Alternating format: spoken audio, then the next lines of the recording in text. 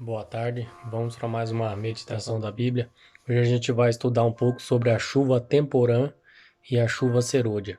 O que significa a chuva temporã e o que significa essa chuva serôdia? O que a Bíblia diz sobre essas chuvas que ela fala a respeito da Bíblia. Só para fazer um contexto antes de começar a falar a respeito da chuva, a chuva temporã e a serôdia. Essas chuvas eram literais, chuva mesmo, que caíam na Palestina. A chuva temporã, ela caía antes da plantação. Ela preparava o solo e assim a semente era germinada. E a chuva serôdia era na colheita. A chuva serôdia era a chuva final, era a chuva da primavera, era a chuva da colheita na Palestina. Vamos abrir no livro de Zacarias, Zacarias capítulo 10, Zacarias capítulo 10, versículo 1. Vamos orar? Querido Deus, obrigado, Senhor, pela tua oportunidade de estudar a tua palavra. Perdoa os nossos pecados, nos ajude a entender a tua mensagem em nome de Jesus. Amém. Se você não é inscrito no canal, se inscreva no canal, compartilhe, deixe seu like, que você vai ajudar com a pregação do evangelho também. Olha o que diz Zacarias capítulo 10, versículo 1. Pedi ao Senhor chuva no tempo das chuvas serôdias, ao Senhor que faz nuvens de chuva, dá aos homens aguaceiro, a cada um a erva do campo. Zacarias aqui diz que pedi ao Senhor a chuva no tempo das chuvas serôdias. Pedi ao Senhor no tempo das chuvas serôdias. Olha o que diz a promessa lá em Joel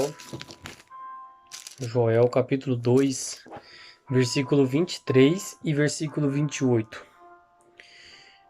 Diz assim Joel: Alegrai-vos, pois filhos de Sião, regozijai-vos no Senhor, vosso Deus, porque ele vos dará em justa medida a chuva, fará descer como outrora, como antes, a chuva temporã e a chuva serôdia.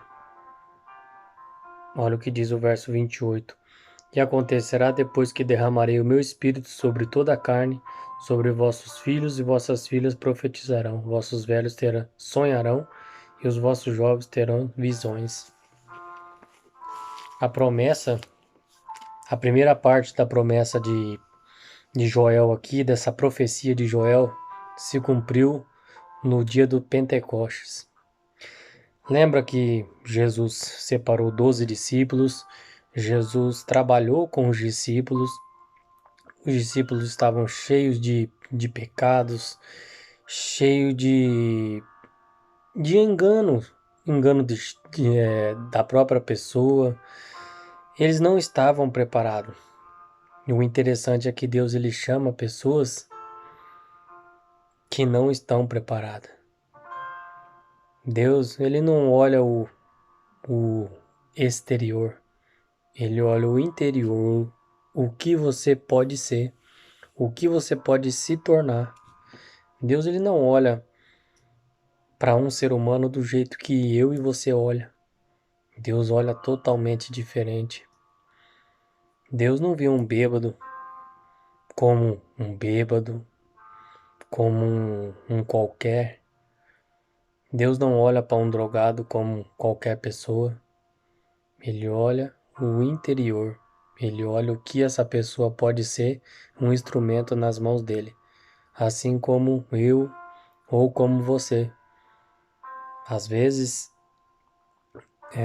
até nossos próprios amigos, nossos parentes não davam crédito, né, para mim e para você, um bêbado ou um drogado.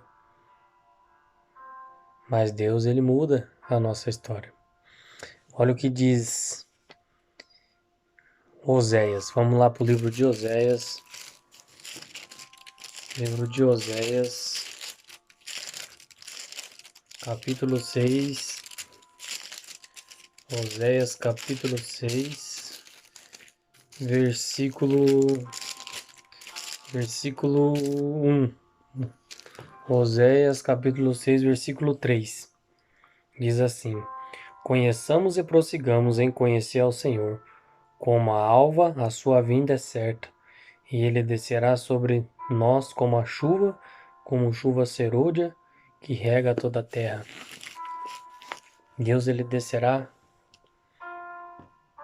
como chuva serôdia. A primeira parte da promessa de Joel, da profecia de Joel, se cumpriu no Pentecostes. Lembra quando os discípulos começaram a pregar, a falar em outros idiomas, e pessoas falavam: Nossa, não são galileus, não são pescadores? Como que eles estão falando eu estou entendendo na minha própria língua o que eles estão falando. Esse é o poder do Espírito Santo. É a mesma coisa, Ricardo, eu não falo em inglês. Mas só que de repente eu começo a falar na minha própria língua e a pessoa que conhece o inglês, que fala, que escuta o inglês, ela começa a escutar na sua própria língua materna. Esse é o poder do Espírito Santo. Lembra no sermão de Pedro, 3.000 se converteram, depois 5. A chuva serôdia vai ser o último derramamento do Espírito Santo sobre a terra. A chuva serôdia. A primeira chuva foi a chuva temporã que se cumpriu no dia dos Pentecostes. E essa última chuva, que chama chuva serôdia, Deus vai derramar.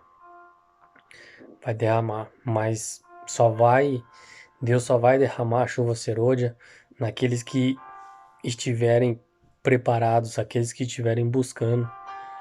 Assim como a chuva serôdia, a temporã foi derramada nos discípulos, foi derramado neles. Por que que a chuva temporã foi derramada nos discípulos? Porque eles se arrependeram, eles pediram perdão dos seus pecados, das suas falhas, buscaram ao Senhor de todo o coração. Eles pediram o derramamento do Espírito Santo e a promessa na vida deles. Por isso que a chuva temporã caiu. E não muda a respeito da chuva serôdia. A chuva serôdia só vai cair naqueles que pedirem. E vai ser com muita força. Vai ser mais potente do que a chuva temporã que caiu. Mas só vamos estar preparados para a chuva serôdia se nós nos arrependermos, pedirmos perdão dos nossos pecados, das nossas falhas, chamar o nosso pecado pelo nome, você e Deus. E assim nós vamos se preparar para o último momento da história. Pessoas vão se converter, coisas grandes vão acontecer, mas primeiro eu e você temos que estar preparados. Às vezes nós não temos nem coragem ou nem ânimo para pedir ao Espírito Santo: Senhor, derrama sobre mim o Espírito Santo. Quanto mais a chuva serôdia. A chuva serôdia ela não pode ser derramada em qualquer solo. O solo tem que estar preparado para dar semente, para germinar. Que Deus abençoe você. Que a partir de hoje nós começamos a pedir o derramamento do Espírito Santo no seu coração e no meu. Que a gente possa se arrepender dos nossos pecados, das nossas falhas. Porque sem isso, o Espírito Santo não é derramado. Que Deus abençoe você, tenha uma ótima tarde e que Deus possa cuidar da sua família e de você. Amém.